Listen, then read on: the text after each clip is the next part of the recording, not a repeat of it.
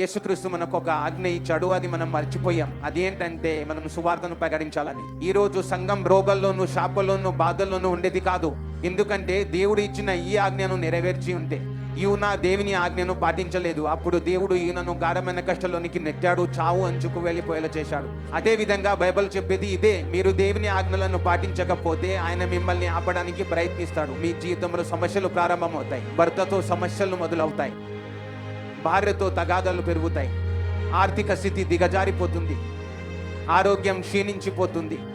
అప్పుడు మనం ఏ తప్పు చేశాను అని అడుగుకుంటాం. ఎందుకంటే బైబిల్ చెప్తుంది మీరు సువార్తను ప్రకటించడానికి ఎన్నుకోబడ్డారని. కానీ మనం పిల్లలు కావాలని, నా జీవితంలో ఆశీర్వాదాలు కావాలని, ఇవన్నీ చర్చి వెళ్ళడానికి కారణమవుతాయి. కానీ ఆయన అసలైన ఉద్దేశం మీరు ఆత్మలను రక్షించాలని. కాబట్టి మీరు వెళ్ళి సమస్త జనులను శిష్యులనుగా చేయుడి, నేను మీకు ఆజ్ఞాపించిన వాటినన్నిటిని గైకొనవలనని వారికి బోధించుడి, ఇదిగో నేను యుగ సమాప్తి వరకు మీతో కూడా ఉన్నానని ఆయన చెప్తున్నాడు.